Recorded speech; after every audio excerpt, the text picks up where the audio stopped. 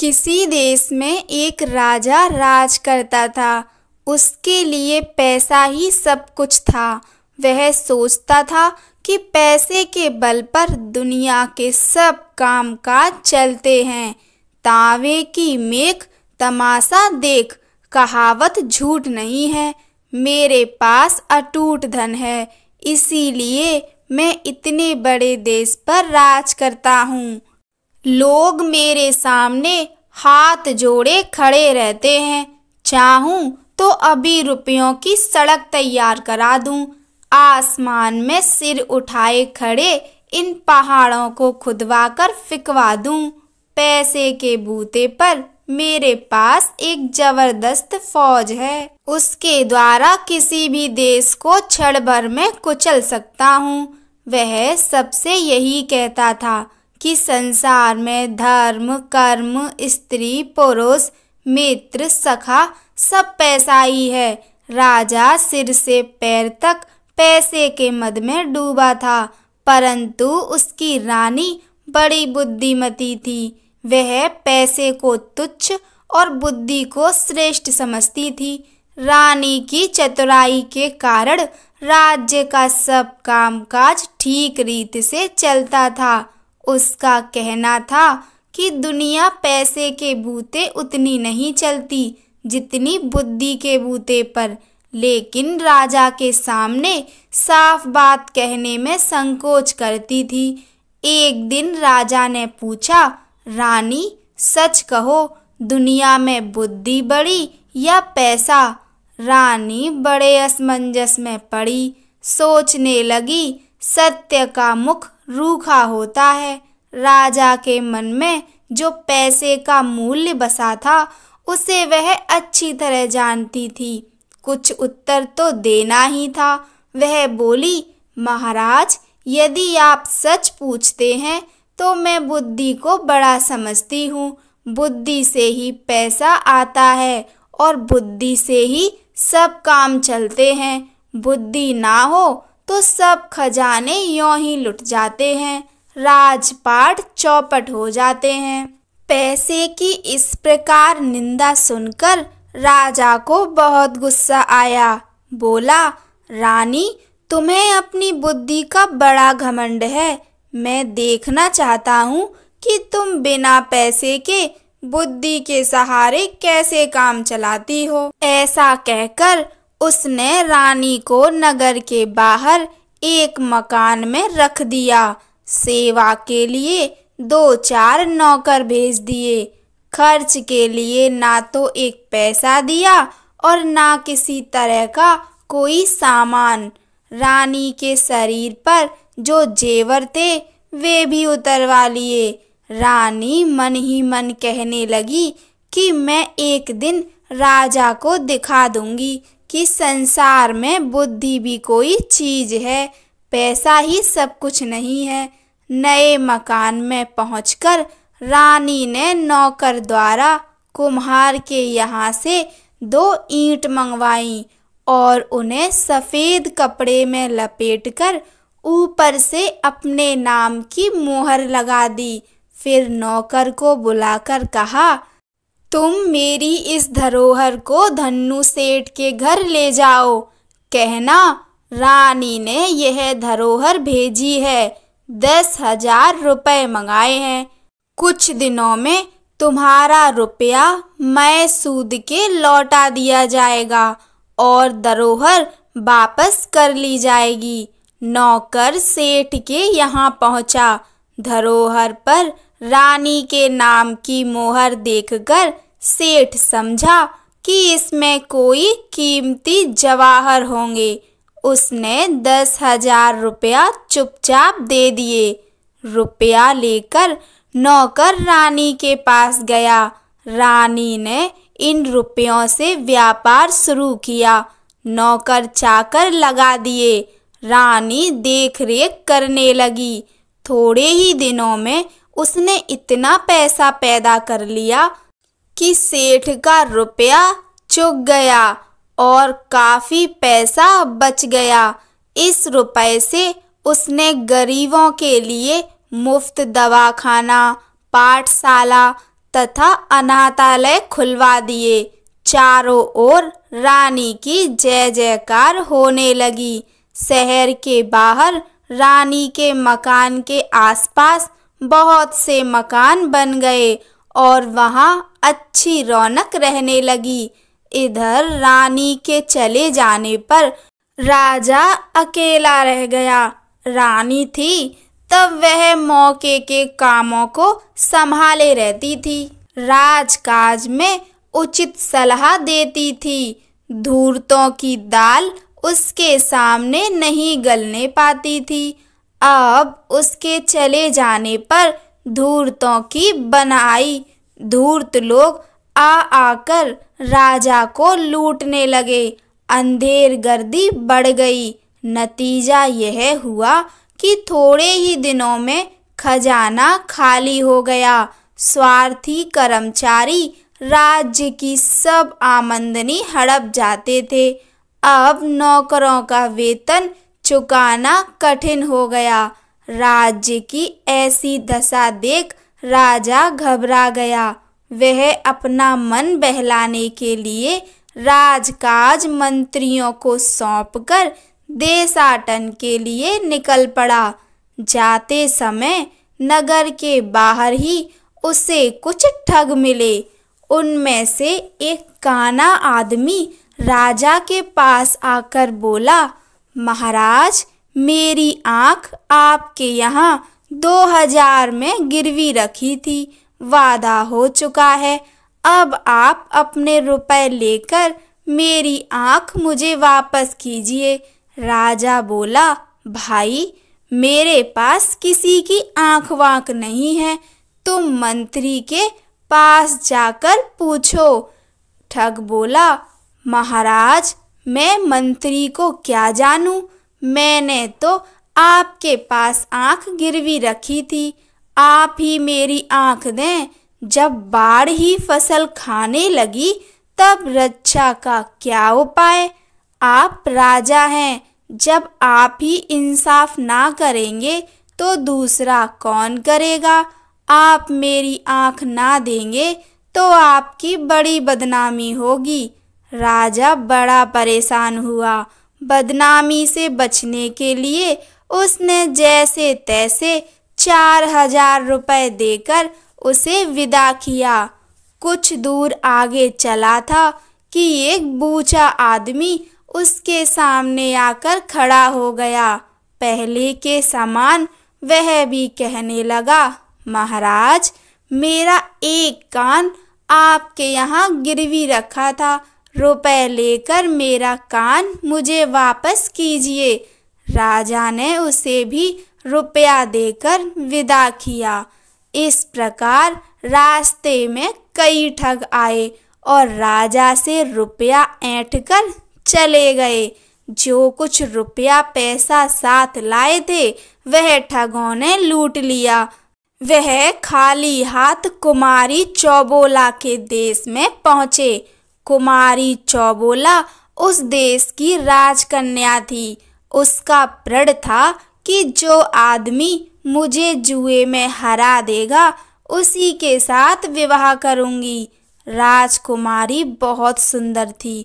दूर दूर के लोग उसके साथ जुआ खेलने आते थे और हारकर जेल की हवा खाते थे। सैकड़ों राजकुमार जेल में पड़े थे। मुसीबत के मारे यह राजा साहब भी उसी देश में आ पहुँचे। चौबोला की सुंदरता की खबर उनके कानों में पड़ी तो उनके मुंह में पानी भर आया। उनकी इच्छा उसके साथ विवाह करने की हुई। राजकुमारी ने महल से कुछ दूरी पर एक बंगला बनवा दिया था। विवाह की इच्छा से आने वाले लोग इसी बंगले में ठहरते थे। राजा भी उस बंगले में जा पहुंचा।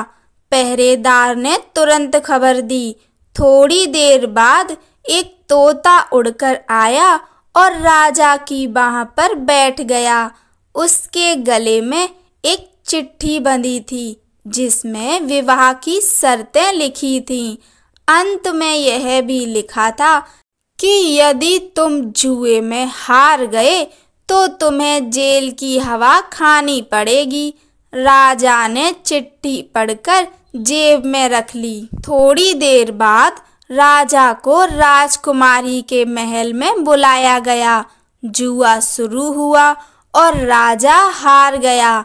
शर्त के अनुसार वह जेल भेज दिया गया। राजा की हालत बिगड़ने और नगर छोड़कर जाने का समाचार जब रानी को मालूम हुआ तो उसे बहुत दुख हुआ। राजा का पता लगाने वह भी परदेश को निकली। कुछ ही दूर चली थी कि वही पुराने ठग फिर आ गए। सबसे पहले वही काना आया। कहने लगा, रानी साहब, आपके पास मेरी आँख 2000 में गिरवी रखी थी। आप अपना रुपया लेकर मेरी आँख वापस दीजिए। रानी बोली, बहुत ठीक, मेरे पास बहुत से लोगों की आँखें गिरवी रखी हैं, उन्हीं में तुम्हारी भी होगी। एक काम करो, तुम अपनी दूसरी आँख निकालकर मुझे दो। उसके तौल की जो आँख होगी वह तुम्हें दे दी जाएगी। रानी का जवाब सुनकर ठग की नानी मर गई। वह बहुत घबराया। रानी बोली, देर मत करो, दूसरी आँख जल्दी निकालो, उसी के तौल की आँख दे दी जाएगी। ठग हाथ पैर जोड़कर माफ़ी मांगने लगा। बोला, सरकार, मुझे आँख वाँख कुछ नहीं चाहिए, मुझे जाने की आज्ञा दीजिए। रानी बोली, नहीं, मैं किसी की धरोहर अपने पास रखना उचित नहीं समझती। तुम जल्दी अपनी आँख निकालकर मुझे दो, नहीं तो सिपाहियों से कहकर निकलवा लूँगी। अंत में ठग ने विनती करके 4000 रुपया देकर अपनी जान बचाई। यही हाल बूचे का हुआ। जब उसने देखा कि रानी का नौकर दूसरा कान काटने ही वाला है तो उसने भी 4000 रुपया देकर रानी से अपना पिंड छुड़ाया। ठगों से निपटकर रानी आगे बढ़ी और पता लगाते लगाते कुमारी चौबोला के देश में जा पहुंची।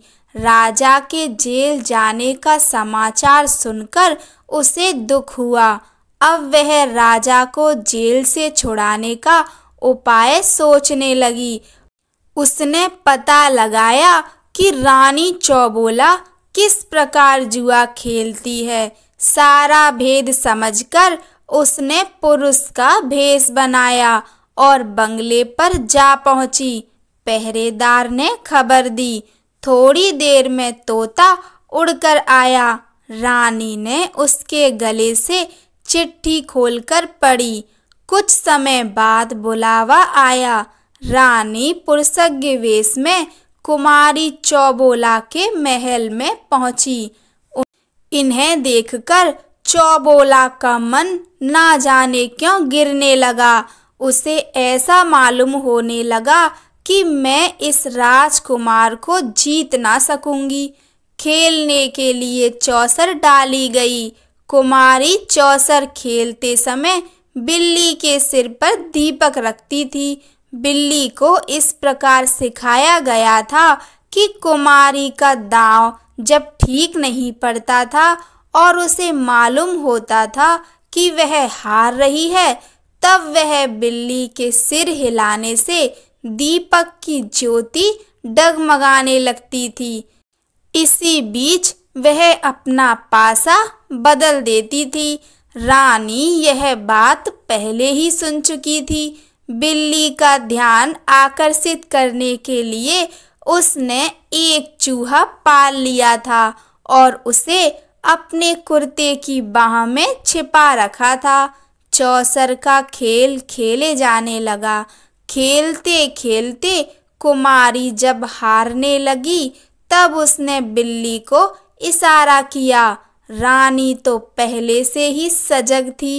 इसके पहले ही उसने अपनी आस्तीन से चूहा निकालकर बाहर कर लिया।